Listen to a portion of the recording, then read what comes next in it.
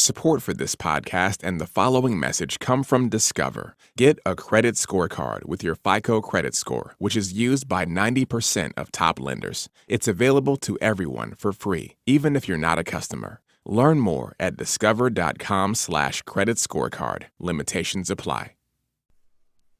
Live from NPR News in Washington, I'm Giles Snyder. In Arkansas, there is word tonight that a federal judge is allowing the execution of a second prison inmate to proceed. Attorneys for inmate Marcel Williams had argued the earlier lethal injection the state carried out amounted to cruel and unusual punishment due to a flawed procedure. But U.S. District Judge Christine Baker has now lifted the brief stay she issued following this evening's execution of 52-year-old Jack Jones. The Trump administration has ordered economic sanctions against hundreds of Syrian government workers.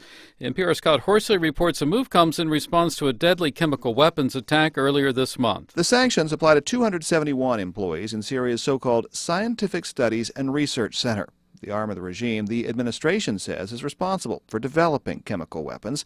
Treasury Secretary Steven Mnuchin says any assets those employees have in the U.S. will be frozen, and American companies will be barred from doing business with them. The United States is sending a strong message with this action that we will not tolerate the use of chemical weapons by any actor, and we intend to hold the Assad regime accountable for its unacceptable behavior. U.S. officials say the blacklisted employees are highly educated and likely rely on the international financial system.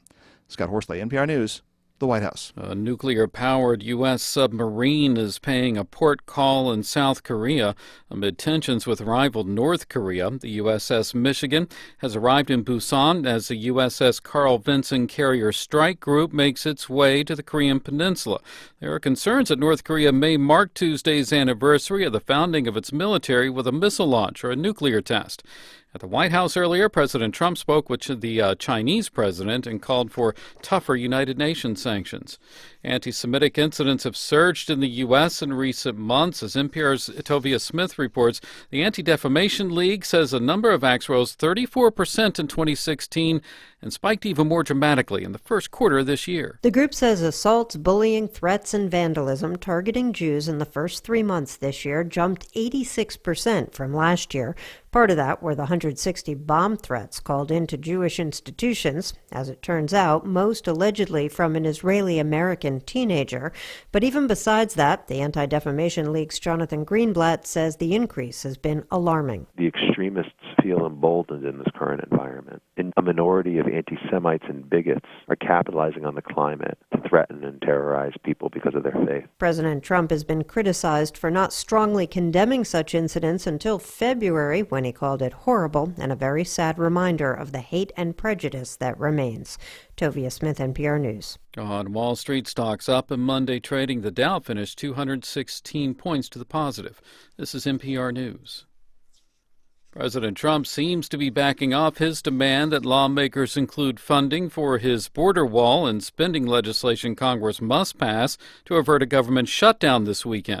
The White House says he told a group of conservative media reporters earlier this evening that it could wait until this fall. The change of heart removes a major obstacle in the negotiations on the spending bill that funds government agencies.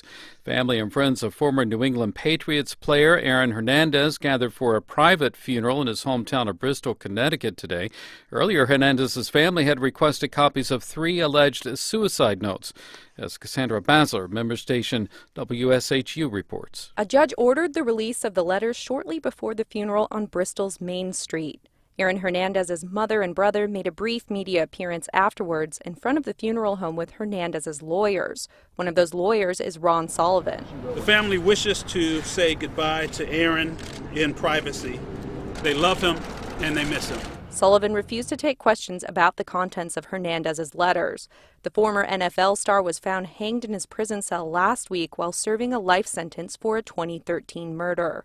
For NPR News, I'm Cassandra Basler in Bristol, Connecticut. The Supreme Court has rejected an appeal from General Motors that sought to block dozens of lawsuits over faulty ignition switches. Without comment, the justices left in place a lower court ruling that said the General Motors 2009 bankruptcy does not shield the automaker from liability. I'm Giles Snyder. This is NPR News from Washington. I know your morning is probably really busy. I mean, you're brushing your teeth, you're taking a shower, maybe you're feeding the kids, you're getting breakfast ready, and sometimes you just wish, would someone tell me what is going on out there? What happened while I was sleeping? What is shaping up in the day ahead? This is David Green, and you can start your day with Up First. It is the new daily news podcast from NPR, and it's going to accomplish that for you. So start your day with Up First, mornings on NPR One and also wherever you listen to podcasts.